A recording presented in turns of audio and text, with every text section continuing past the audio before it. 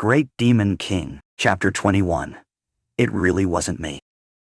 Fanny's open-palmed strikes echoed across the training field, each blow landing with a sharp smack that flushed Fitch's cheeks an angry red. His eyes widened in shock as he staggered from the force of her hand. Confusion, fear, and humiliation flickered across his features. He struggled to make sense of what was happening, pointing frantically at Bryan, in an attempt to exculpate himself. I didn't. It was Bryan. He managed to blurt, voice cracking with desperation. He glanced back at Bryan, who stood there in feigned innocence, eyes big and guileless, mouth slightly open in mock bewilderment. Pa. Fanny struck him 2 more times before he could draw another breath. The crisp snaps of her palm against his face were unmistakable, and 2 bright red handprints blossomed on his cheeks. Shaking with anger, she fixed Fitch with a glare capable of boring holes through metal. "How dare you make excuses?"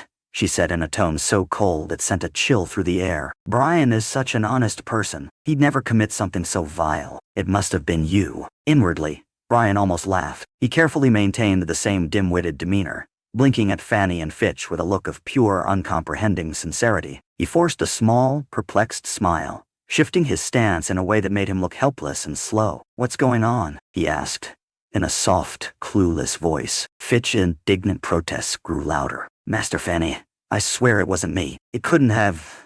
Stop lying. Get out. Now." Fanny's voice carried such force that Fitch instinctively took a step back. He pressed a hand to his swollen cheek, still tingling from the impact. The searing anger in her eyes warned him not to push his luck any further. One more word, one final misstep, and she might do more than just slap him in front of the entire academy. Realizing that no justification would penetrate Fanny's outrage, Fitch snapped his mouth shut, nodding with a bitter look of resignation. As he walked away, he kept throwing glances over his shoulder at Bryan, some combination of fury and disbelief radiating from him. Bryan met Fitch's glare with a sweetly vacant expression. Then, just as Fitch passed him, Bryan blurted in an open and innocent tone, how come you suddenly got fat?" For a moment, Fitch looked ready to whirl around and unleash every curse word in his arsenal. His face contorted, but he stifled whatever he intended to say, clenching his jaw until veins pulsed in his forehead. Without another word, he stepped around a battered wooden post and stormed out,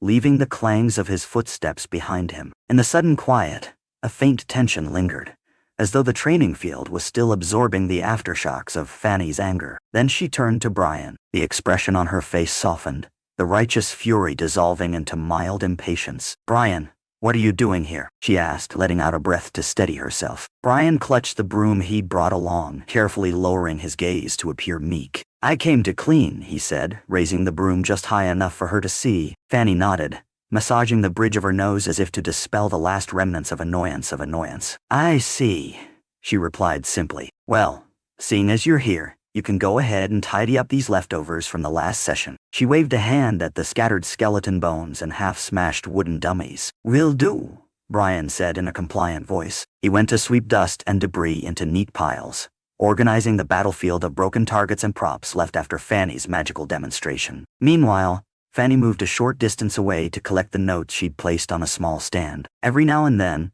she stole a glance in Bryan's direction, as though pondering something. Eventually, she walked closer, stepping gingerly around overturned barricades. "Oh, right. How's your back feeling?" she asked, folding her arms across her chest in a gesture that could be concern or impatience, or both. "If you're healing well, I want to examine you in more detail." She paused, eyes flicking over Bryan's figure. "It's remarkable that the agony of the soul spell gave you mental strength instead of finishing you off. I've never seen anything like that." Bryan shrugged, pretending to be slow to understand. "My back is much better, Master Fanny," he said, his tone carefully bland.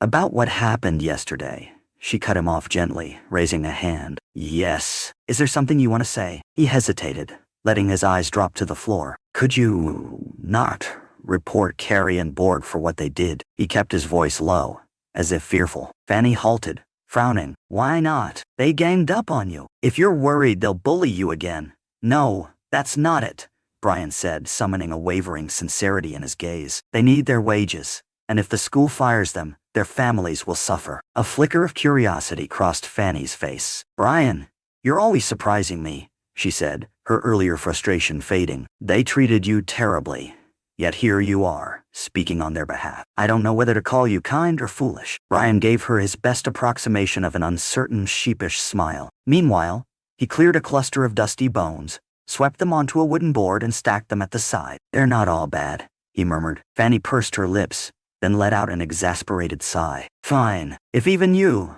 the victim, ask for leniency, I won't push the issue further, but that's only because I need you in good shape for my research. In future, if anyone bullies you, come find me. At that declaration, she drew a deep breath and looked around, seeming to recall her next appointment. Well, I need to prep for the next group of students. You can finish tidying up, and don't overdo it. Once you're healed, we'll see if the agony of the soul left any strange after effects. As if to punctuate her point, she chanted a few low words of necromantic language. The moaning zombies and skeletons, which had stood idly like statues after her previous demonstration, rattled to life, then promptly faded as she dismissed them back to their own dimension. With that, she shot Bryan one more measured glance and strode out with a swish of her robes. Bryan felt the tension unwind in his shoulders. He waited until the echo of her footsteps died away before letting a cunning smirk tug at his lips. Through half-lowered lids, he gazed around the training field, verifying he was alone. Moments later, Carrie and Borg appeared at the entrance, both clutching brooms with trembling hands. On seeing Bryan, they broke into anxious grins, relief flooding their faces. He cocked an eyebrow, still playing the slow-witted lackey but imbuing his voice with a note of authority. It's settled. You two can keep working here, he said, setting the broom against a rack. Now, Master Fanny won't trouble you. Their jaws dropped, then both let out exclamations of joy. Thank you, Bryan, they said in near unison, stumbling over themselves to express gratitude. They scurried inside and began mopping up the stray puddles of black ichor and dust that had gathered among shards of broken targets. Bryan watched them for a few moments, reflecting on how thoroughly the dynamic had changed. Once upon a time, they'd dumped extra tasks on him, mocking him for being brain-dead Bryan. Now, they scrambled to handle his workload, eyes shining with fear and respect. He gave a little wave of dismissal and departed the training field. Out in the corridor, he hesitated briefly, mind drifting back to the eerie emerald orb locked in Dylan's jade box. Even recalling it made his heart pound, a disturbing memory of the brutal skull-splitting pain it had inflicted on him the night before. Yet that same trauma had amplified his mental strength, lending him a new clarity and power. The contradiction fascinated him, and he yearned to unlock the orb's secrets. If only it weren't so risky. He knew he couldn't openly inquire about such an item, the moment any professor of dark magic sensed the evil aura emanating from it.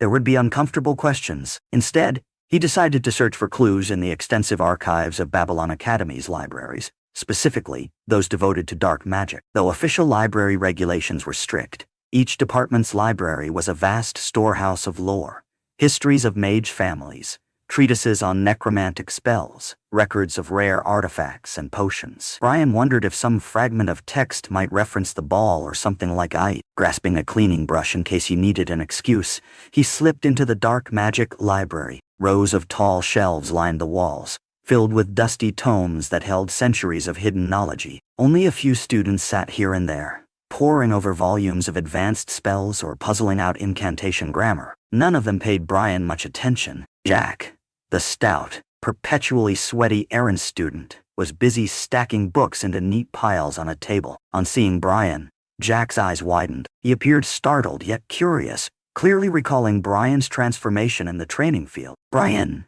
Jack said softly, I thought you'd be cleaning the training grounds right now. He paused, eyebrows drawing together. Is everything okay? You haven't seemed like yourself lately. Bryan just gave him a warm grin. Don't worry about me, he said. Carrie and Borg are handling the cleaning. As for me, I came to see if there's anything I can dust off here. He arched an eyebrow meaningfully. You've got Carrie and Borg cleaning, Jack repeated, blinking in astonishment. The image of Bryan demolishing Carrie and Borg in the last fight must have flashed through his mind, because he took an uneasy step back, as if unsure how to handle the new Bryan. Yeah, well, it seemed only fair, Bryan said mildly. His eyes flicked to the shelves behind Jack. The sign on one row declared, Enchanted Artifacts and Magical Items. He felt a stirring of hope, half certain he might find a stray mention of an orb that drained mental strength. Jack followed his gaze. You need me to help you look for something, he offered, somewhat timidly. Bryan glanced away quickly,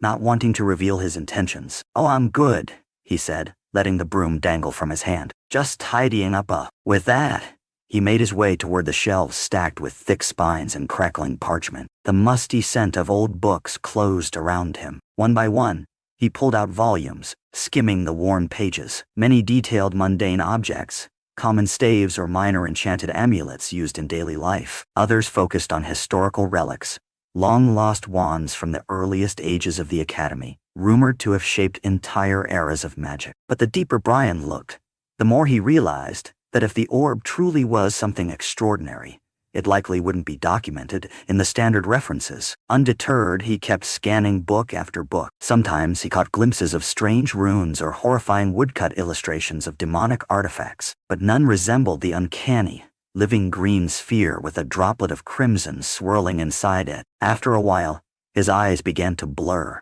fatigue setting in from the night's exertions and the mental strain of focusing on each page. Sighing, he shoved the last of the magical item tomes back onto the shelf, disappointed by the lack of anything remotely helpful. He supposed it was foolish to think he might find a direct explanation so easily. If that orb truly was some artifact of major significance, powerful enough to kill Dylan over, then he suspected it was beyond the Academy's everyday knowledge. Refusing to leave empty-handed, Bryan drifted to the lower shelves containing necromancy texts for novices. His gaze settled on the description of dark creatures, a fairly accessible manual on summoning lesser, undead and detailing the natural habits of various monsters in the nether realms. Flipping through a few pages, he realized it offered clarifications that could prove useful in his ongoing experiments with the little skeleton. He took the book from the shelf, running a hand over the worn leather cover. The edges were frayed, as though generations of students had referenced it for their budding necromantic studies. He shut it with a soft thump, nodding to himself. This would at least further his education, even if it provided no insight into the mysterious orb. Bryan crept back toward Jack, who was now busy polishing a corner table with a rag. Still flustered and uncertain, the portly errand boy eyed Bryan warily. "I'm taking this," Bryan said, keeping his voice low. "Pretend you didn't see me if anyone asks. Isn't that kind of against the rules?" Jack started, then he swallowed, looking at Bryan as if recalling how terrifying he'd been the previous day. Well, I guess if you just read it and bring it back, that's the idea," Bryan said, flashing a small grin. Without waiting for another response, he slipped the book beneath his shirt, scooped up his broom with the other hand, and strode toward the exit. His footsteps echoed in the hush, accompanied by the faint scratch of the stiff bristles trailing against the floor. Stepping out into the corridor, Bryan inhaled deeply, feeling a crisp dryness in the air. Sounds of distant classes, students chanting incantations or teachers lecturing on spells, carried faintly from other wings of the Academy. He walked off at a measured pace, letting his mind wander over the secrets he guarded.